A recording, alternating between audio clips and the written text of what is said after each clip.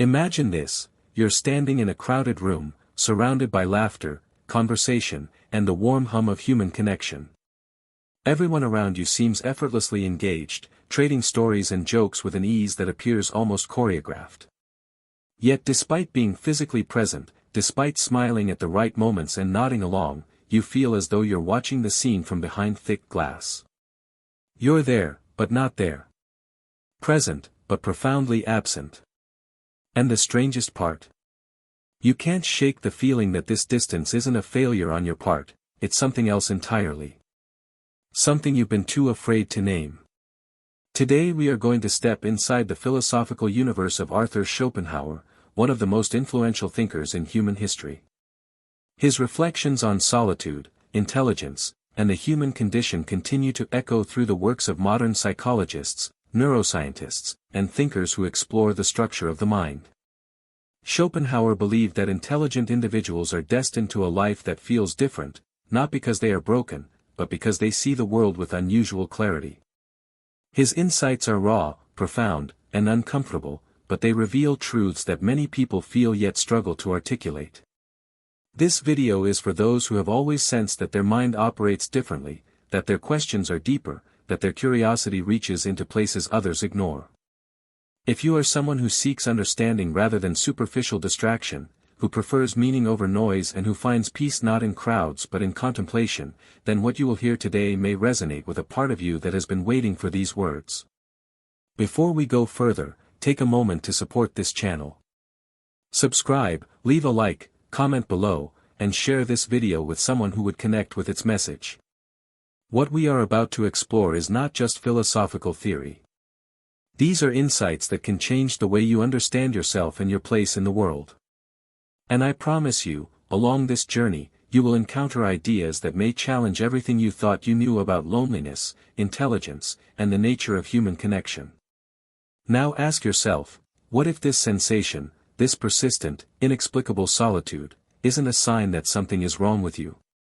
What if it's actually evidence that something is profoundly right? What if the very thing you've been taught to fear, to pathologize, to desperately try to fix, is actually the natural consequence of a mind that operates on a different frequency than most? Consider the possibility that your intelligence, rather than being a bridge to deeper human connection, has become an invisible barrier. Not because you lack social skills or empathy, but because you perceive layers of reality that others simply don't register. You notice the micro-expressions that contradict spoken words. You detect the performative quality in casual interactions. You sense the vast gulf between what people say and what they actually mean. And once you've seen these things, you cannot unsee them. You cannot return to the innocent simplicity of surface-level engagement. This is the paradox that Schopenhauer confronted with brutal honesty. Intelligent people are condemned to a peculiar form of exile, not from society itself, but from the comfortable illusions that make social existence bearable for most. They walk through a world that feels simultaneously too loud and profoundly empty. Too crowded and utterly lonely. They long for connection but find that most interactions leave them feeling more isolated than before. But here's where it gets disturbing. What if this loneliness isn't just about you? What if it reveals something fundamental about the architecture of human consciousness itself? What if intelligence, by its very nature, creates distance from the collective dream that most people inhabit without question?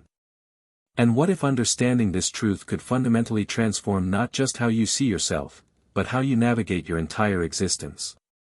Think about the last time you tried to share a thought that felt important to you, a realization about human nature, a philosophical question, an observation about the hidden patterns in behavior. Remember the blank stares? The polite but empty responses? The way the conversation quickly pivoted back to safer, shallower ground? You weren't speaking a different language, yet somehow, you weren't being understood. The words traveled across the space between you and the other person, but the meaning, the depth, the significance, never arrived. This happens again and again. And each time, you learn to edit yourself a little more. You simplify your thoughts. You dull your observations. You perform a version of yourself that's easier for others to digest. But with every act of self-diminishment, something inside you withdraws further. You're not just alone in crowds now, you're alone even from yourself. Schopenhauer believed this wasn't merely an unfortunate side effect of intelligence. It was its inevitable consequence. The more clearly you see, the more separate you become. The deeper you think, the fewer companions you can find. The more questions you ask, the more you distance yourself from those who've never thought to question anything at all. So here's the great question that will guide everything that follows: is the intelligent person's solitude a tragedy to be overcome, or is it a threshold to be crossed? Is it a problem demanding a solution, or is it a revelation demanding courage? And most importantly, what happens when you stop trying to escape your solitude and instead begin to understand what it's actually trying to show you? The answer will challenge everything you thought you knew about loneliness, connection, and the price of awareness. But I promise you this: by the end of this exploration, you'll see your solitude not as a wound, but as a compass pointing toward a truth most people spend their entire lives running from. The journey begins not with answers, but with a question that cuts deeper than comfort allows: why does intelligence so often feel like exile? To understand why intelligence breeds solitude, you must first confront an uncomfortable truth about human existence that Schopenhauer identified with merciless precision: most people are not living consciously. They are being lived by forces they neither recognize nor question. Schopenhauer called this force the will, a blind, insatiable drive that pushes humanity toward endless striving, restless activity, and perpetual distraction. It's the reason people scroll endlessly through their phones, fill every silence with noise, and flee from their own thoughts as if running from a predator. Think about the world around you. Everywhere you look, people are running, not towards something, but away from themselves. They pack their schedules to suffocation. They consume entertainment like oxygen. They talk incessantly about nothing. And beneath all this frantic motion lies a terror so profound that most never dare to name it: the fear of meeting themselves in the silence. But here's where you're different. Your intelligence hasn't just made you capable of deeper thought, it's made you incapable of sustained self-deception. While others can lose themselves in the comforting rhythms of routine and distraction, you remain painfully aware. You notice the emptiness behind the laughter. You sense the desperation masked as ambition. You see people constructing elaborate scaffolding around the void inside them, and you cannot pretend you don't see it. Schopenhauer believed that this awareness creates a natural separation between the intelligent person and the masses. It's not arrogance, it's perception. The intelligent mind sees through the illusions that others mistake for reality. They recognize that most social interaction is performance, that most conversation is ritual, that most relationships are transactions dressed in the language of affection. And once you see the machinery behind the theater, you can never again lose yourself in the show. Modern psychology has begun to validate what Schopenhauer intuited centuries ago. Research by scholars like Elaine Aron on high sensitivity shows that certain minds process information more deeply, noticing subtleties and complexities that others filter out.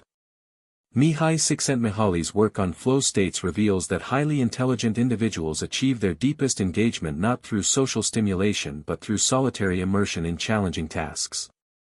Norman Lee's studies suggest that intelligent people actually derive less satisfaction from frequent socialization because their cognitive architecture is optimized for depth rather than breadth. But let's dig deeper into the psychological mechanism at work here. When you possess higher than average intelligence, your brain doesn't just process more information, it processes it differently.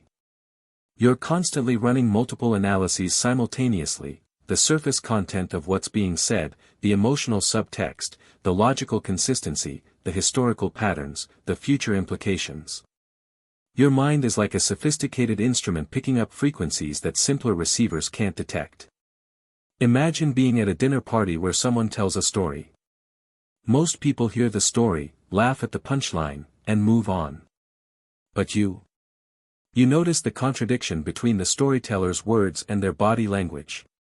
You detect the subtle self-aggrandizement woven into the narrative. You recognize the borrowed phrasing from a popular podcast.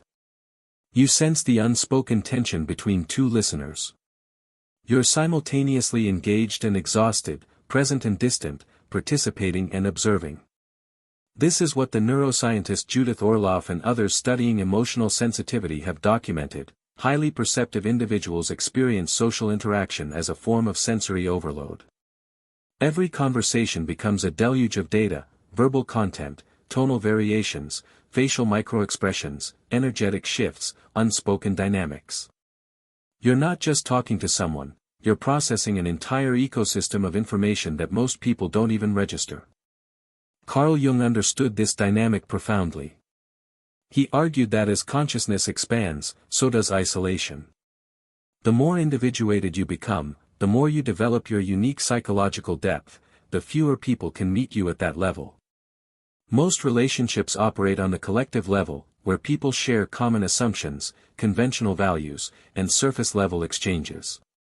But the intelligent person has descended, or ascended, depending on your perspective, to a level where these shared foundations no longer suffice. This creates what Jung called the problem of the opposites. You exist between two worlds.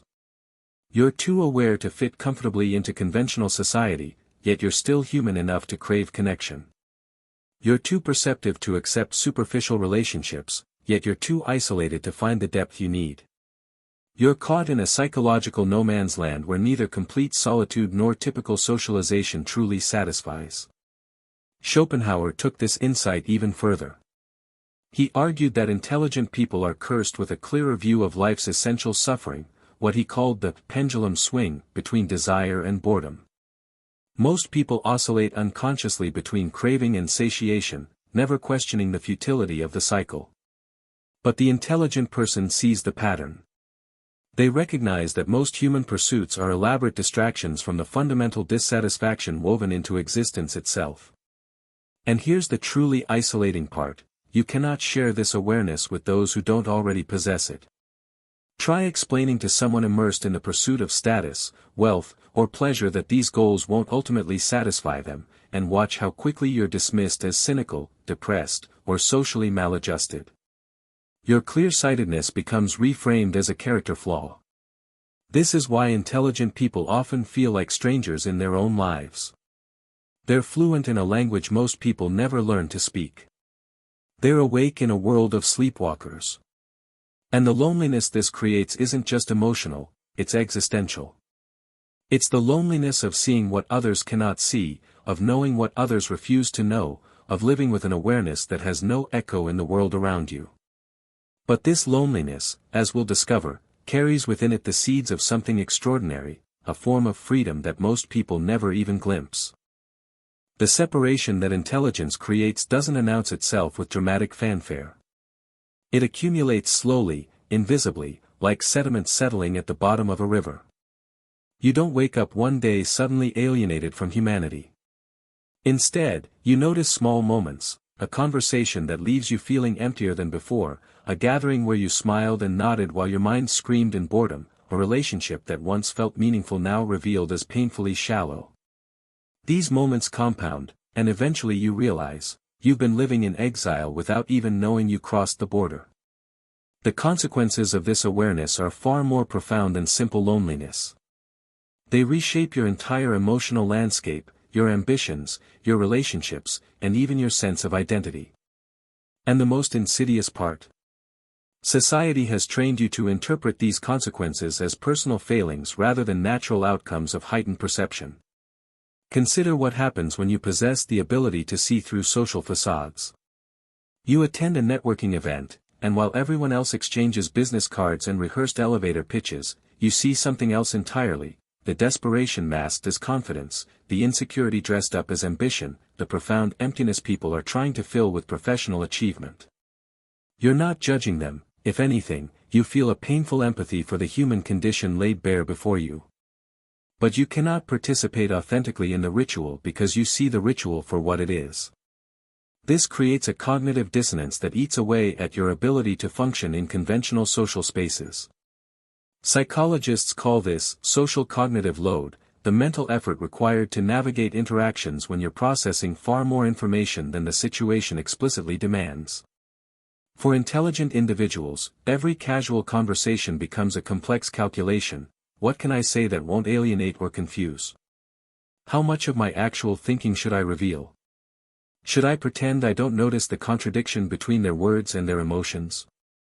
How do I engage authentically without overwhelming them with depth they didn't ask for? Over time, this constant self-monitoring becomes exhausting. You're not just participating in social life, you're simultaneously performing, analyzing, self-censoring, and evaluating. It's like trying to have a conversation while solving a Rubik's Cube blindfolded. Eventually, solitude stops being a choice and becomes a necessity for psychological survival. It's the only place where you can stop performing and simply exist. But here's where the consequences become truly costly: you begin to internalize society's narrative about yourself. You start believing that your need for solitude means you're antisocial. That your inability to find satisfaction in small talk means you're arrogant. That your deep thinking means you're overthinking. That your perceptiveness means you're judgmental. You pathologize your own intelligence, turning your greatest strength into a source of shame. Neuroscientific research on the brain's default mode network reveals something fascinating. Highly intelligent individuals show increased activity in regions associated with internal thought, self-reflection, and mental simulation. Their brains naturally turn inward, creating rich interior worlds that feel more engaging than external stimulation. But society interprets this inward focus as antisocial behavior, as if preferring contemplation to small talk is somehow a psychological deficiency. The cultural conditioning runs deep. From childhood, you're taught that popularity equals worth, that extroversion equals health, that constant social engagement equals success. The quiet child who prefers books to playgrounds gets labeled as shy or antisocial. The teenager who asks uncomfortable philosophical questions gets told to stop overthinking and just have fun. The adult who needs significant alone time gets diagnosed as depressed or socially anxious. At every stage, your natural inclinations are reframed as problems to be fixed. This cognitive bias, the pathologizing of solitude and deep thought, creates a secondary wound. Not only are you isolated by your perception, but you're also made to feel that your isolation is your fault. You internalize the belief that if you were just more normal, if you could just lighten up or get out of your head, you'd be happier. But this is a cruel deception. Your depth isn't a bug, it's a feature. Your solitude isn't a symptom, it's a consequence of seeing clearly. Viktor Frankl, who survived the Nazi concentration camps and went on to develop logotherapy, understood this dynamic profoundly. He argued that individuals who perceive life with greater awareness experience what he called existential loneliness, a solitude that emerges not from circumstance but from consciousness itself. This loneliness doesn't come from being abandoned by others, it comes from seeing truths that others are psychologically unprepared to face. Think about the last time you tried to discuss something that genuinely mattered to you: the nature of consciousness, the problem of meaning in a seemingly indifferent universe, the constructed nature of social reality, the tragedy of human potential squandered on trivial pursuits. Remember the response? The glazed eyes, the uncomfortable silence, the quick pivot to safer topics. That wasn't rudeness. That was psychological self-preservation. Your depth threatened their carefully maintained illusions. This creates what Rollo may called existential anxiety, the discomfort that arises when you're aware of life's fundamental uncertainties while surrounded by people who've numbed themselves to that awareness. You're living with open eyes in a world that prefers to keep them closed. And the weight of that awareness, the loneliness of seeing what others refuse to see, becomes a burden you carry alone. But perhaps the most devastating consequence is what happens to your relationships. You long for genuine connection, yet you find that most people can only meet you at the surface. They want your presence, but not your depth. They want your companionship, but not your complexity. They want the version of you that's easy and unchallenging, not the version that asks difficult questions and sees uncomfortable truths. So you learn to split yourself. There's the authentic you, the one who thinks deeply, perceives clearly, and lives with profound awareness. And there's the social you, the one who smiles appropriately, laughs at unfunny jokes, and pretends that small talk about weather and weekend plans is genuinely engaging.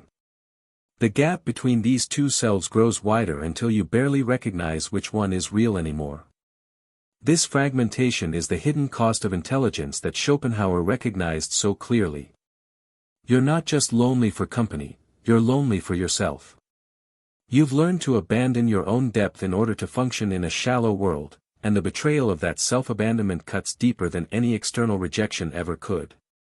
Yet within this painful recognition lies the beginning of something transformative. Because once you understand that your solitude isn't a personal failing but a natural consequence of heightened awareness, you can stop trying to fix yourself and start asking a different question entirely: what if this solitude is trying to show you something? What if your exile from conventional life is actually an invitation to something far more meaningful? The moment you stop viewing your solitude as a problem to be solved and start seeing it as a signal to be understood, everything changes. This shift in perspective is not just psychological, it's revolutionary. It represents a complete inversion of the values you've been taught to uphold. Where society demands conformity, you choose authenticity. Where culture worships constant connection, you embrace intentional solitude. Where the masses seek validation through others, you discover validation through self-knowledge. This is the rebellion that Schopenhauer advocated, not a rebellion against society itself, but against the tyranny of its expectations. It's the refusal to pathologize your own depth, to apologize for your need for solitude, or to diminish your intelligence to make others comfortable. It's the conscious choice to stop betraying yourself for the illusion of belonging. But let's be clear, this rebellion is not about becoming a misanthrope or retreating into bitter isolation. It's about reclaiming your right to live according to your own inner truth rather than society's prescribed script. It's about recognizing that the discomfort you feel in shallow social environments isn't evidence of your inadequacy, it's evidence of your integrity. Think about what happens when you stop forcing yourself into spaces that drain you. When you stop accepting invitations out of obligation rather than genuine interest. When you stop pretending to enjoy conversations that bore you to tears. When you stop shrinking your thoughts to fit into acceptable parameters. Something extraordinary occurs. You begin to experience what Schopenhauer called the freedom of the will, not freedom from desire, but freedom from unconscious submission to external expectations. The first step in this rebellion is brutal honesty with yourself. Ask, how much of my social life is genuinely nourishing, and how much is performance? How many of my relationships involve authentic mutual understanding, and how many are transactions masked as friendships? How often do I feel more alive in solitude than in company? These questions are uncomfortable because they force you to confront the possibility that much of what you've been calling connection has actually been a subtle form of self-abandonment. Nietzsche, who was profoundly influenced by Schopenhauer, understood this dynamic perfectly. He wrote about the necessity of becoming who you are, not who society wants you to be, not who your family expects you to be, but who you actually are beneath all the conditioning and compromise. For intelligent individuals, this often means accepting that your path will be lonelier than most, but also infinitely more authentic. Consider the historical examples of those who embraced this rebellion. Schopenhauer himself lived largely in solitude, finding companionship primarily in his books, his music, and his dog.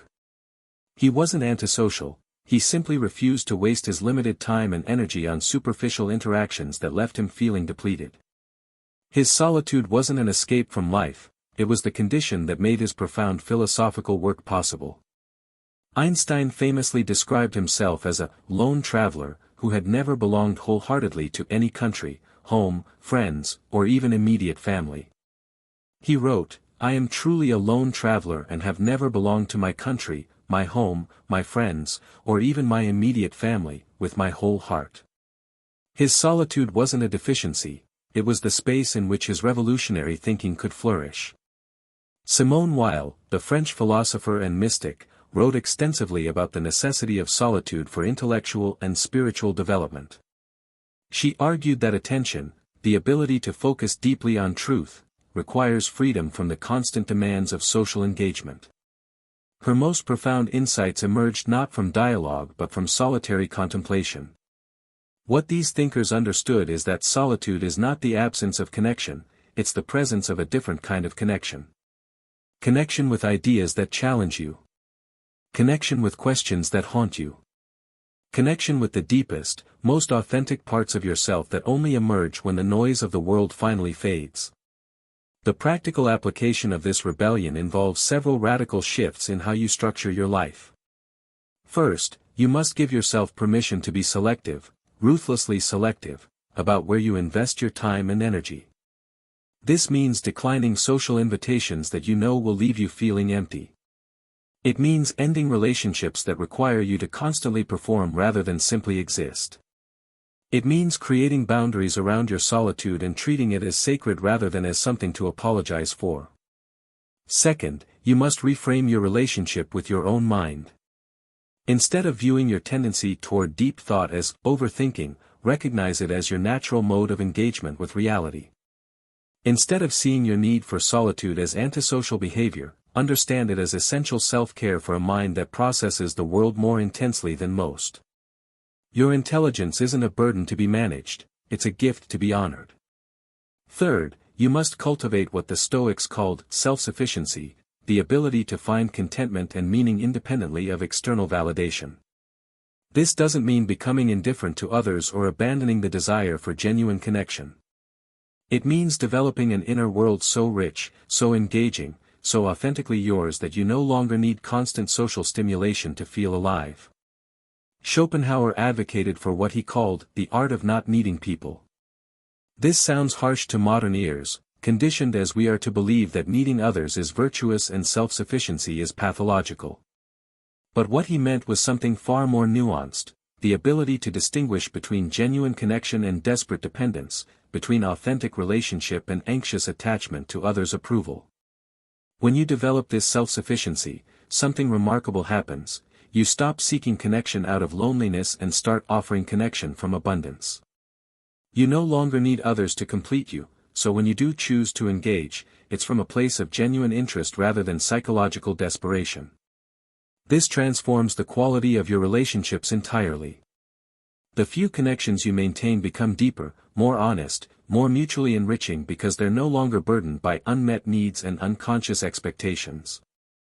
Fourth, you must embrace what psychologist Kazimierz Dabrowski called positive disintegration, the necessary breaking down of socially conditioned patterns to allow for authentic individuation. This process is uncomfortable, even painful. It requires you to let go of the identity you've constructed to fit in, to release the need for approval from those who cannot understand you, and to accept that your path will look different from the one society celebrates. But here's the liberation hidden within this rebellion. Once you stop trying to be normal, once you embrace your fundamental difference, once you accept that your intelligence naturally creates distance from conventional life, you become free. Free to think without censorship. Free to feel without apologizing. Free to explore ideas that others find uncomfortable. Free to live according to your own inner compass rather than society's prescribed map. This freedom is what Schopenhauer believed was the birthright of the intelligent person. Not the freedom to be popular or comfortable or universally understood, but the freedom to be authentic. And authenticity, he argued, is worth any amount of solitude. The rebellion, then, is not against other people, it's against the lie that you need to be different than you are. It's against the cultural narrative that intelligence should make you more socially successful rather than more psychologically independent. It's against the expectation that you should find your deepest satisfaction in the external world rather than in the interior landscape of your own consciousness. When you fully embrace this rebellion, you discover something that will lead us to our final revelation: your solitude is not empty space waiting to be filled with people. It's full space, rich with thought, alive with curiosity, pregnant with potential. And within that fullness lies a truth about intelligence, consciousness, and human existence that changes everything. We've arrived at the threshold of the deepest truth, the one that ties together everything Schopenhauer understood about intelligence, solitude, and the human condition. This is the revelation that cannot be grasped intellectually alone, it must be felt, experienced, lived.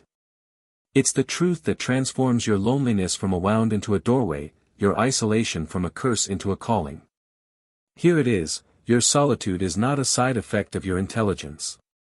It is the territory where your intelligence fully awakens. Let that settle into you for a moment. Not as an idea to understand, but as a reality to inhabit.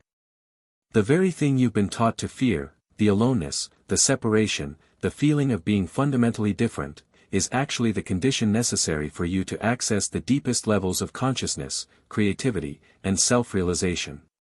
Your exile from the ordinary world is simultaneously your entrance into an extraordinary one. Schopenhauer recognized what modern society desperately tries to obscure, that human beings exist on radically different levels of consciousness. Most people navigate life through what he called the veil of Maya, a Hindu concept describing the illusory nature of conventional reality. They live within a shared dream, accepting without question the meanings, values, and purposes that culture hands them. They pursue careers because that's what one does. They seek relationships because that's what's expected. They fill their days with activity because silence terrifies them. They are, in the most literal sense, asleep, moving through life in a state of unconscious automation. But the intelligent person cannot remain asleep. Their mind, by its very nature, questions. It probes. It examines. It sees through the comfortable fictions that allow others to live untroubled by existential anxiety. And once you've awakened, once you've seen behind the veil, you cannot return to the innocent slumber of unconscious existence. This is both your burden and your gift. Think about what this means on a practical, lived level. When you're in a conversation about career ambitions and someone excitedly describes their plan to climb the corporate ladder, you don't just hear their words, you see the entire structure of meaning they're operating within. You recognize that they've accepted society's definition of success without examination.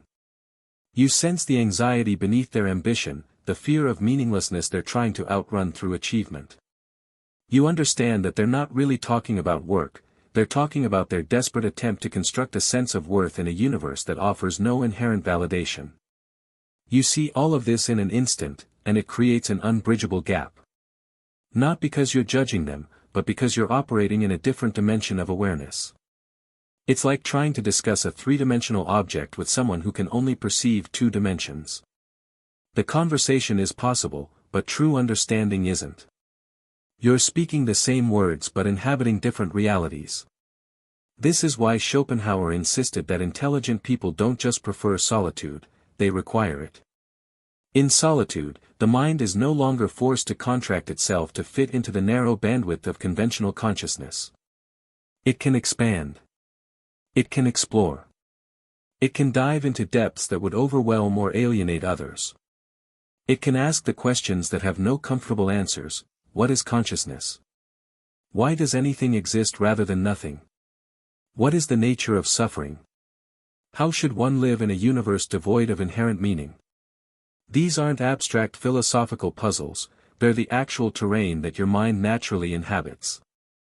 And here's the crucial insight, this terrain is not barren. It's not empty.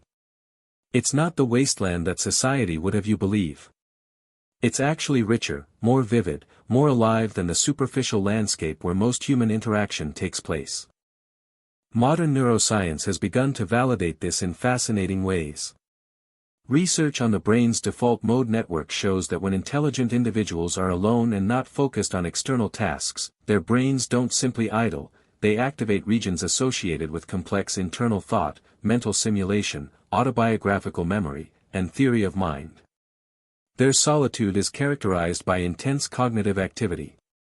They're not withdrawing from life, they're engaging with it at a level of depth that external interaction often interrupts rather than facilitates. Studies by researchers like Jonathan Smallwood on mind-wandering reveal that people with high cognitive capacity naturally engage in what he calls spontaneous thought, an internal exploration that feels more meaningful than external chatter. Their minds are constantly constructing, deconstructing, and reconstructing models of reality. They're asking what-if questions, exploring counterfactuals, simulating possibilities. This isn't escapism, it's how their consciousness naturally functions. But here's where we arrive at the most profound truth of all, the intelligent person's solitude is not loneliness. They are two entirely different states that our language conflates, causing immense confusion and suffering. Loneliness is the painful awareness of connection you want but don't have. Solitude is the peaceful presence with yourself that requires no one else to complete it. Loneliness is a deficit. Solitude is abundance. When Schopenhauer wrote about the intelligent person's relationship with solitude, he was describing something that most people never experience, the discovery that your own consciousness is not a prison to escape but a universe to explore. That your thoughts are not burdens to quiet but companions that never betray you. That silence is not emptiness but fullness. That being alone is not being abandoned but being found. Think about your richest moments. Not the moments you're supposed to say were richest, the weddings, the parties, the celebrations.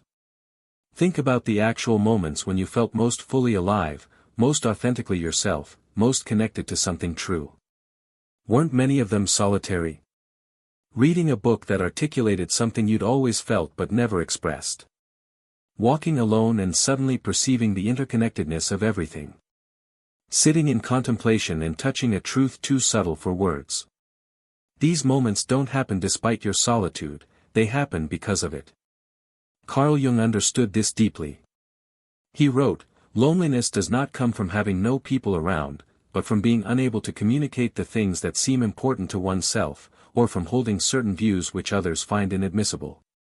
But he also recognized that this very inability to communicate with most people drives the intelligent person toward an interior dialogue that becomes extraordinarily rich. You begin conversing with ideas, with thinkers across time, with the deepest aspects of your own psyche. Your solitude becomes populated, not with people who half listen while checking their phones, but with genuine intellectual and emotional companionship. This is the ultimate paradox: in your aloneness, you are never truly alone. You carry entire worlds within you. Conversations with philosophers who died centuries ago feel more alive than small talk with the person sitting next to you. Questions you ask yourself resonate more deeply than anything most people will ever say to you. Your internal life becomes so vivid, so rich, so endlessly fascinating that external reality begins to feel like the interruption rather than the main event. Schopenhauer believed that this internal richness is what distinguishes the truly intelligent person from the merely clever one.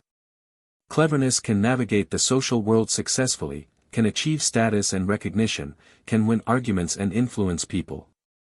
But intelligence, real intelligence, creates an inner world so profound that the outer world becomes secondary. Not irrelevant, but secondary.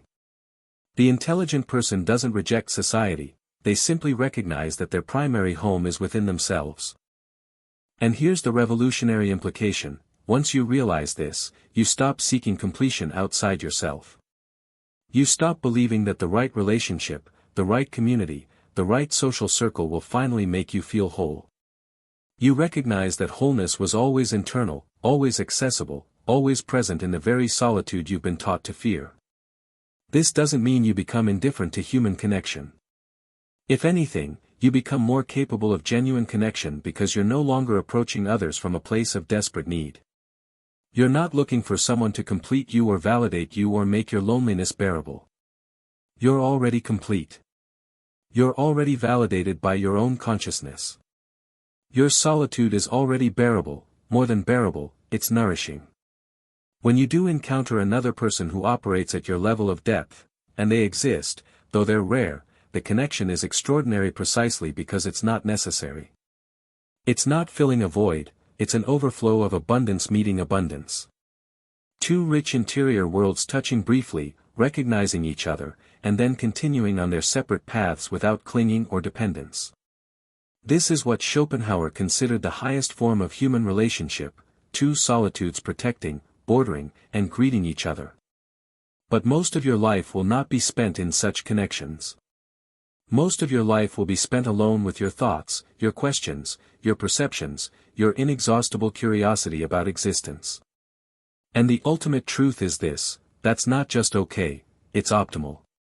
It's the condition in which your particular form of consciousness functions best. Your solitude is not a consolation prize for being too intelligent to fit in. It's the grand prize itself. Think about every great achievement in human thought, art, and science. Think about the philosophical breakthroughs, the artistic masterpieces, the scientific revolutions. How many emerged from committee meetings and dinner parties? How many were born in silence, solitude, and sustained contemplation? Newton developed calculus in isolation during the plague. Thoreau withdrew to Walden Pond. Nietzsche walked alone in the mountains. Emily Dickinson rarely left her room. Their solitude wasn't an obstacle they overcame, it was the fertile ground from which their genius grew. You may not be Newton or Thoreau, but the principle remains the same: your mind needs space to become what it's capable of becoming. It needs freedom from the constant demands of social performance. It needs silence to hear its own deepest questions. It needs solitude to explore territories that crowds will never visit. And so we arrive at the final, most liberating realization: your intelligence has not exiled you from life. It has initiated you into a different kind of life, one that most people never discover because they're too afraid to be alone with themselves. You've been given the gift of a consciousness that cannot settle for the superficial, that demands depth, that insists on truth even when truth is uncomfortable. Your solitude is not your tragedy. It is your sanctuary. It is where you think most clearly, feel most authentically, and exist most fully.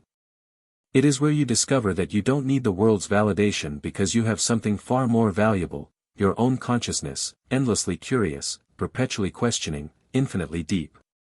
The person who embraces this truth doesn't live a smaller life, they live a deeper one. A life not dictated by others' expectations but guided by their own inner compass. A life not spent chasing connection but cultivating consciousness. A life not measured by how many people know them but by how deeply they know themselves. Schopenhauer's ultimate message to the intelligent person is this: stop apologizing for your solitude. Stop pathologizing your need for depth. Stop trying to be normal when normal was never your destiny. Embrace your aloneness as the profound gift it is, the space where your mind can finally breathe, where your consciousness can fully unfold, where you can become not what society demands, but what you actually are. Your solitude is your freedom. Your intelligence is your compass. And your path, though lonely, is luminous with a light that only you can see. Walk it without apology. Walk it with pride. Walk it knowing that while the crowd moves together in comfortable unconsciousness, you move alone in uncomfortable awareness, and that awareness, that terrible, beautiful clarity, is the greatest gift existence can bestow. This is the truth Schopenhauer knew, that few dare to embrace, and that changes everything once you finally accept it: you are not broken. You are awake.